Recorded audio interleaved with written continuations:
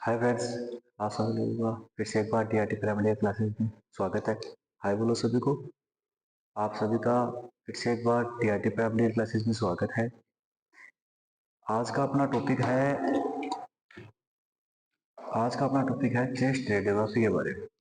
ठीक है कि चेस्ट रेडियोग्राफी आखिर है क्या चीज, क्या नहीं है। तो देखो बच्चों, चेस्ट रेडियोग्राफी पढ़ने के लिए अपने को चेस्ट की एनाटॉमी पढ़नी है। सबसे पहले अपने क्या पढ़नी है? Anatomy of chest. क्योंकि आपको भी पता है कि अपनी जो फॉर्मेट है वो एनाटॉमी का सबसे मोस्ट पॉइंट होता है। सबसे पहले पढ़ते हैं एनाटॉमी क्या होती है, उसकी बात करते हैं। तो देखो, इसको थोरेसिक केज के नाम से भी जाना जाता है। किसके नाम जानते हैं? थोरेसिक केज के नाम से भी जाना जाता है। यह रिब्स 12 रिब्स, रिब्स, एक स्टर्नम एंड 12 थोरेसिक वर्टिब्रा से मिलकर बना होता है बच्चों। 12 थोरेसिक वर्टिब्रा से मिलकर बना होता है। अब देखो फॉर्मेट की बात करते हैं।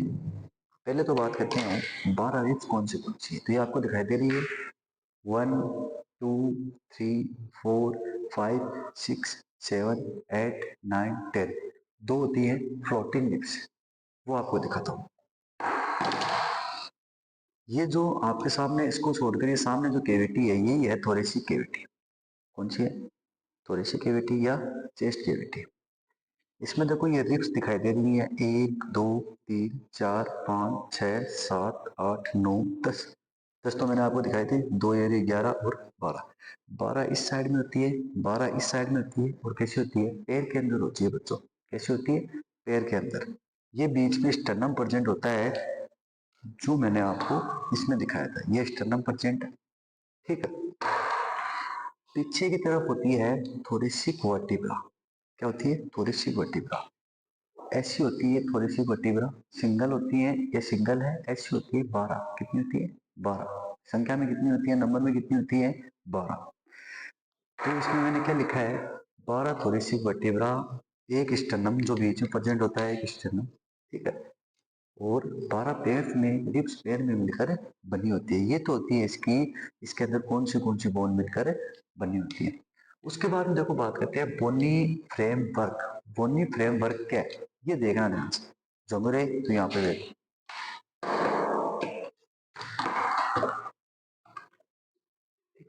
अब बात करते हैं बोनी फ्रेमवर्क। देखना, मैंने क्या देखा? स्टर्नम। स्टर्नम को क्या बोलते हैं? ब्रेस्ट बोन बोलते हैं। जो ये बीच में प्रेजेंट होती है, ये क्या है? स्टर्नम है। इसको ब्रेस्ट बोन के नाम से जानते हैं। जो ये सेंटर या फ्रंट पार्ट में प्रेजेंट होता है। सेंटर का मतलब क्या है? मिडल पार्ट में। आप लोग देख रहे हो ये सेंटर पार्ट में प्रेजेंट है। अरे है नहीं, यही क्या है? स्टर्नम। फिर मैंने बोला रिब्स। ये देखो बोनी फ्रेमवर्क, मतलब फ्रेमवर्क कैसा है, ढांचा कैसा है, उसकी बात करते हैं। फिर 12 रिब्स, 12 रिब्स होती है। रिब्स केज, ये साइड में रिब्स कितनी है? 12 रिब्स है। तीन पार्ट में डिवाइडेशन है, 1 2 3। ठीक है। अब देखो ये तीन पार्ट के लिए अपन लोग पढ़ते हैं, पहले दो पार्ट के अंदर पढ़ते हैं। दो पार्ट का अपन लोग इसमें देख लेते हैं। ठीक है। दो पार्ट का इसमें देखते हैं। सबसे पहले बात करते हैं ट्रू रिब्स। ट्रू का मतलब क्या होता है? सही। इसमें देखना 1 2 3 4 5 6 7, 7 रिब्स क्या है? ट्रू है। ट्रू का मतलब एकदम सही है। देखना 1 2 3 4 5 6 7, ये सात जो रिब्स हैं ये ट्रू है। ट्रू का मतलब क्या है? ये डायरेक्ट किसके साथ जुड़ी हुई है बच्चों? स्टर्नम के साथ जुड़ी है, इसलिए ये क्या है? ट्रू रिब्स है। उसके बाद बात करते हैं नीचे वाले। देखना 8 9 10, ये दो रिब्स होती है फॉल्स रिब्स। 8 9 10 फॉल्स रिब्स क्यों बोलते हैं? क्योंकि सर ये क्या है?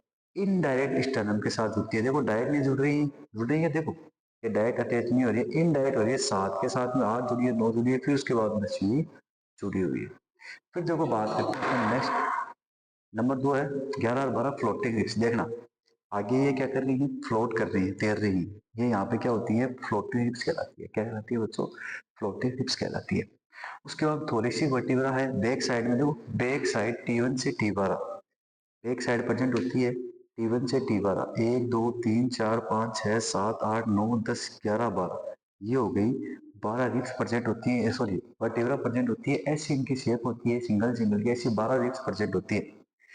फिर बात करते हैं फ्लोटिंग, फिर बात करते हैं रिब्स की। रिब्स देखना आगे की तरफ तो किससे जुड़ी हुई है? स्टर्नम के साथ जुड़ी हुई है। पीछे की तरफ किससे जुड़ी हुई है? वर्टिब्रा के साथ में जुड़ी हुई है।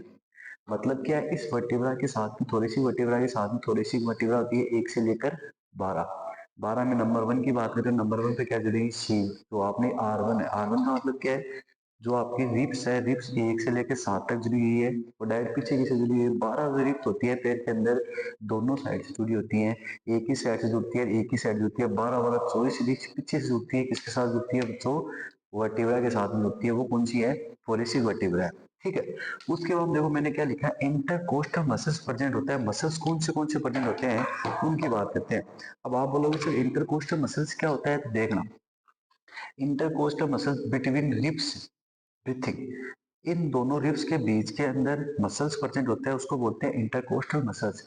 ये मसल्स देखो क्या होते हैं, बिटवीन रिब्स प्रेजेंट होते हैं, दो रिब्स के बीच में, यहाँ पे भी प्रेजेंट है, यहाँ पे भी प्रेजेंट है, यहाँ पे भी, यहाँ पे भी, रिब्स के बीच में कौन सा प्रेजेंट होता है, कौन सा होता है, इंटरकोस्टल मसल्स प्रेजेंट होता है। उसके बाद बात करते हैं ब्रीथिंग की। तो ब्रीथिंग का मतलब क्या है, ये सांस लेने में हेल्प करता है, ब्रीथिंग करने में हेल्प करता है। आप जैसे सांस ले रहे हो, इसमें क्या कर रहा है, हेल्प कर रहा है। फिर मैंने लिखा है डायफ्राम। डायफ्राम क्या है, main muscles of respiration. Main muscles होती है रेस्पिरेशन की, जो फ्लोर वो चेस्ट के फ्लोर, चेस्ट होता है उसकी नीचे वाला फ्लोर का निर्माण करता है डायफ्राम। जो क्या करता है, मेन मसल्स होता है रेस्पिरेशन का। जैसे रेस्पिरेशन करते हो तो डायफ्राम ऊपर जाता है, आप इनहेल करते हो तो बाहर आता है, एक्सेल करते हो बाहर निकालते हो सांस को, तो क्या निकलता है, नीचे जाता है, क्या, डायफ्राम। उसके बाद बात करते हैं लोकेशन ऑफ ऑर्गन्स। ऑर्गन्स कौन से प्रेजेंट होते हैं, देखना मैंने किस किस के नाम लिखे, ऑर्गन्स के अंदर लिखे लंग्स। तो देखो बच्चों, आपको ही पता है, आपके दो लंग्स होते हैं, एक मैंने लिखा है राइट लेफ्ट, एक लिखा है left right left right left, ये राइट वाला, ये कौन सा है, लेफ्ट वाला लंग्स। फिर मैंने लिखा है head between lungs medium present, जहां पे लंग्स मीडियम, देखो इसकी बात करेंगे, ये क्या है, मीडिया स्टर्नम प्रेजेंट, इसकी बात करते हैं, ये क्या है, प्रॉपर बोलते हैं बिटवीन दो लंग्स, दो लंग्स यहाँ पे, एक तो राइट साइड में, एक लेफ्ट साइड में, इसके बीच में क्या होता है, हेड प्रेजेंट होता है, इसमें है, देखो ये रहा, दिख रहा है। फिर बात करते हैं ट्रेकिया और इसोफेगस। ट्रेकिया और इसोफेगस कहाँ प्रेजेंट होते हैं, इस कैविटी के अंदर प्रेजेंट होते हैं। यहाँ पे देखो ट्रेकिया भी है इसके नीचे जाने से, और अपना इसोफेगस भी जा रहा है, तो वो क्या है, ट्रेकिया और इसोफेगस का। ट्रेकिया किसका पार्ट है, अपने रेस्पिरेटरी सिस्टम का, इसोफेगस किसका पार्ट है, डाइजेस्टिव सिस्टम का। उसके बाद बात करते हैं इसोफेगस, वो भी क्या है, उसकी पार्ट है। फिर बात करें major blood vessels. Major blood vessels का मतलब क्या, देखो यहाँ से निकल रही है अरोटा, दिख रही है, अरोटा सुपीरियर वेना क्या हो और इंफीरियर वेना क्या हो, अभी इसके अंदर क्या होती है बच्चों, प्रेजेंट होती है।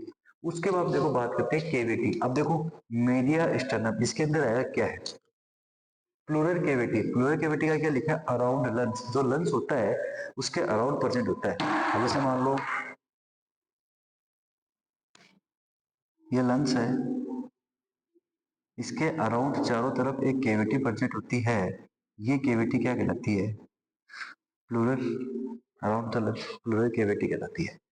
मीडिया स्टर्नम, ये सेंट्रल पार्ट में प्रेजेंट होता है, दोनों लंग्स के बीच में छोटा सा स्टर्नम होता है। ये तो पूरी केविटी है ही, देखो बच्चों, ये तो थोरेसिक कैविटी है, चेस्ट कैविटी है, चेस्ट केज है, इसके बीच में भी क्या होता है, स्पेस होता है। यहाँ पे दो लंग्स आ जाते हैं, इस साइड में लंग्स, इस साइड में लंग्स, बीच में खाली स्पेस होता है, जहां पर अपना क्या आता है, हेड आता है, उसको बोलते हैं मीडिया स्टर्नम स्पेस।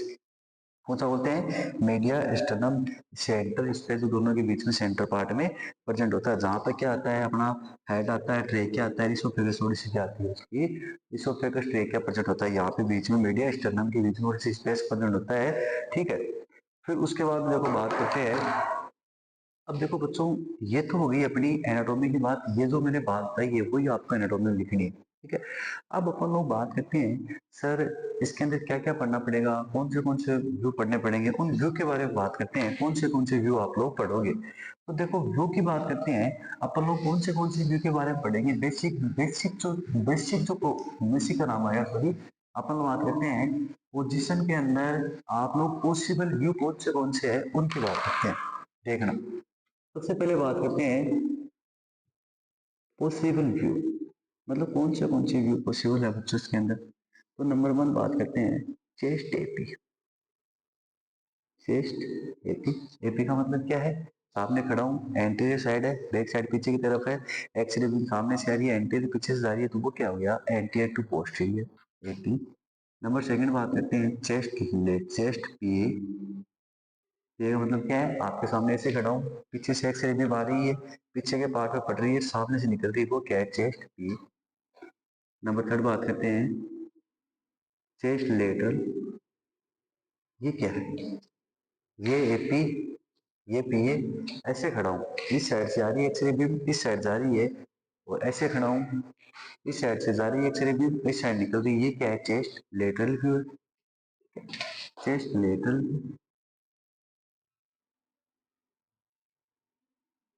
नंबर 4 बात करते हैं चेस्ट ऑब्लिक व्यू।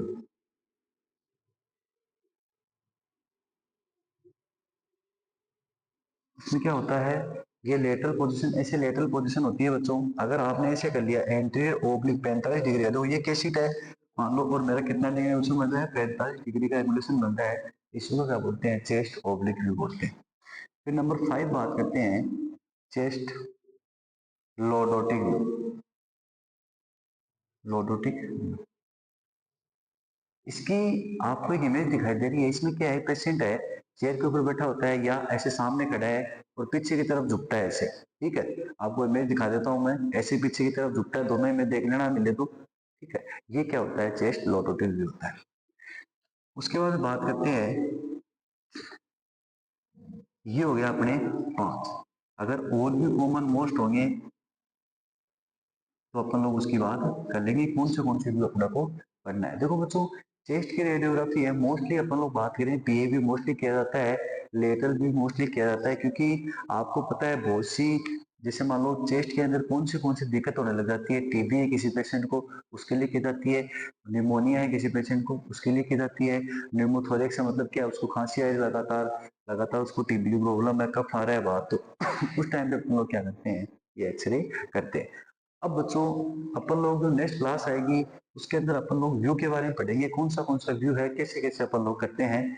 तो अब आप लोगों से मैं अलविदा लेना चाहता हूँ। अपन लोग मिलेंगे नेक्स्ट क्लास में इसी जुनून के साथ। जय हिंद, जय भारत। अब अपने फ्रेंड को भी बोलिए टाटा बाय बोलो सभी को, बाय। कल मिलते हैं अपन लोग। जय हिंद, जय भारत, टाटा बच्चों, बाय। Okay, bye. आप लोग इसको शेयर करिए और सब्सक्राइब करो। ज्यादा से ज्यादा क्या करना है? इसको शेयर करना है, ज्यादा से ज्यादा क्या करना है? इसको सब्सक्राइब करो। बहुत बहुत धन्यवाद, बाय।